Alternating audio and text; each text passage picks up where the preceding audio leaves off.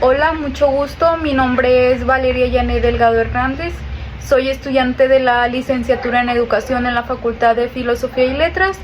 Y el motivo de este video es presentar una breve introducción de la película La Educación Prohibida y asimismo una reflexión acerca de la misma.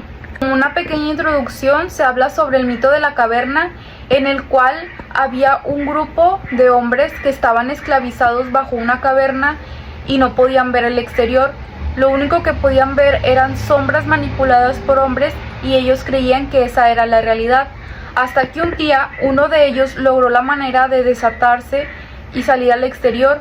Es ahí cuando él descubre que la realidad es distinta, que lo que él pensaba era muy diferente. Y como podemos ver, la educación surgió en Grecia.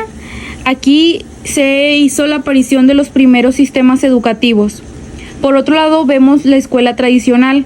Aquí existe un modelo educativo conductista. El docente es funcionario, que quiere decir que se le dan indicaciones de lo que tiene que hacer.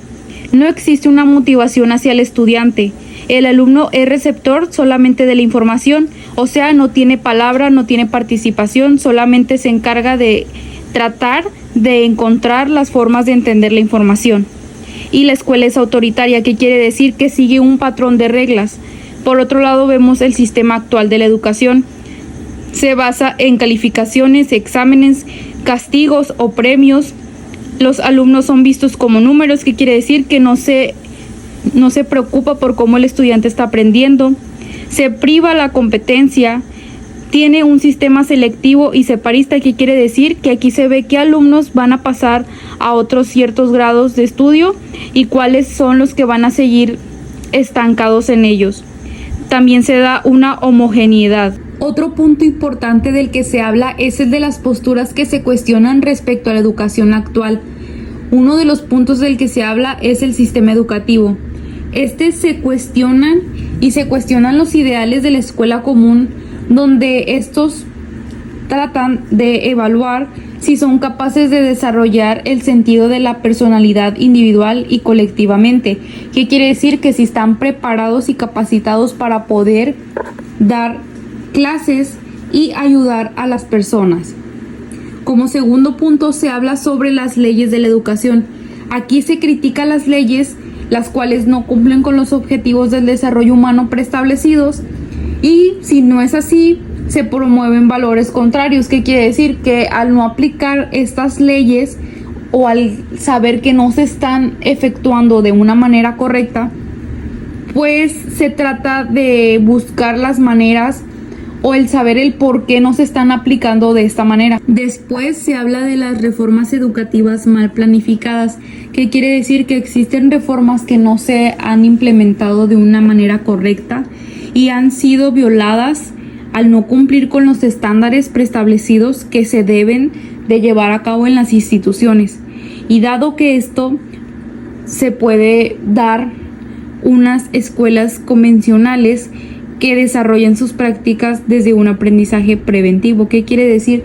Que no se permite que las escuelas exploren y experimenten este sentido del aprendizaje de manera individual y colectivamente, sino que hay muchas limitaciones en las cuales los estudiantes no permiten saber o sentir este sentimiento de motivación y del saber que son capaces de poder generar un aprendizaje nuevo, algo que los lleve con un aprendizaje significativo para sus vidas, y que esto lo puedan aplicar a los diferentes contextos educativos y sociales que se les puedan presentar en su vida. Y bueno, por otro lado vemos una frase de María Montessori, la cual dice: todos hablan de paz, pero nadie educa para la paz.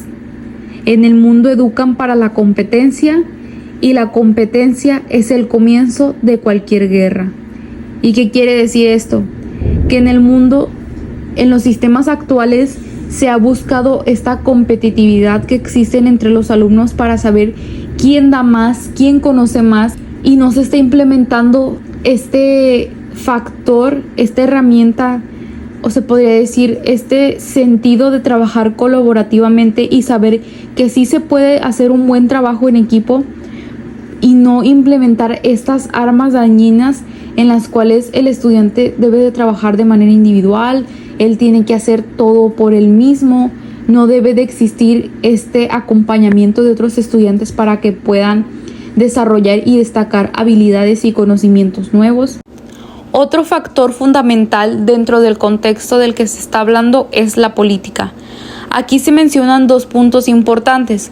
El primero dice que la educación ha sido como un plan en los propósitos para el Estado, lo cual quiere decir que no se da un desarrollo íntegro y moral de la persona como ciudadano. Y bueno, ¿qué quiere decir esto? Que la educación no se ha visto como algo más que en dinero, algo más que los estudiantes son números para ellos, en el cual no les importa qué tanto ha aprendido el estudiante, si las metodologías, si las nuevas reformas que se están aplicando para la educación se han dado de manera efectiva, han dado los resultados que se esperaban. Para la política en este contexto, pues se habla de que solamente se centraban en darles las herramientas por encima, pero no se adentraban a saber qué problemáticas, qué aspectos se podían relacionar en cuestiones a las nuevas dificultades que podían presentar los estudiantes en los diferentes niveles educativos. Otro factor importante es cómo intervenir en la educación. Bueno, creo que este es un punto fundamental en el cual se debe de tocar a profundidad para saber qué y cómo hacer para tener una buena educación de calidad. Y bueno, aquí se abordan varios aspectos fundamentales. El primero es formar profesores íntegros como personas y no solo capacitarlos como docentes. ¿Qué quiere decir? Que sean empáticos, que se pongan en los zapatos de los estudiantes, que no solo se vea el enseñar por enseñar, sino también conocer un poco el contexto en el que se están situando los maestros, el conocer un poco sobre cómo los estudiantes aprenden, cuáles son las dificultades, cuáles son las habilidades que cada uno de ellos tienen.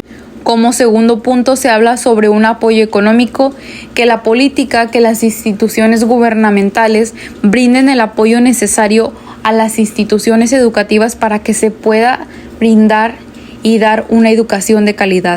Como tercer punto se habla de cambiar paradigmas educativos. ¿Qué quiere decir? Que se busquen nuevas metodologías para enseñar, que se busquen nuevas herramientas innovadoras que se puedan aplicar en las aulas educativas para que los estudiantes desarrollen un aprendizaje significativo para su vida. Como cuarto punto se habla sobre buscar distintas formas de pensar la educación en distintas partes del mundo. Que más instituciones, que más organizaciones gubernamentales, institucionales de carácter nacional e internacional se comprometan, se asocien para tener un cambio significativo en la educación, para crear nuevas estrategias, nuevos modelos, nuevas formas de enseñar la educación. Y como reflexión dentro de este contexto del que se habla sobre la educación prohibida, pues nos podemos dar cuenta que la estructura básica del sistema promueve la competencia, el individualismo, la discriminación, el materialismo, justamente los valores opuestos a lo que se busca para educar para la paz. Se busca educar para la competencia, y la competencia es el principio de cualquier guerra, como lo mencionaba anteriormente. No se educa para tener un aprendizaje significativo, no se educa en un ambiente de armonía, sino que se da una incitación a la competencia entre estudiantes. Por otro lado, la única manera que conocemos al educar es decirle al otro lo que debe hacer y cómo hacerlo. Tenemos pocas experiencias para decir por nuestra cuenta propia.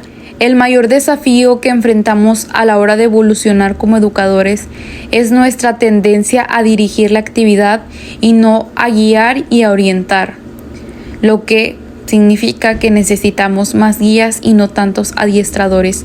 ¿Qué quiere decir con esto último?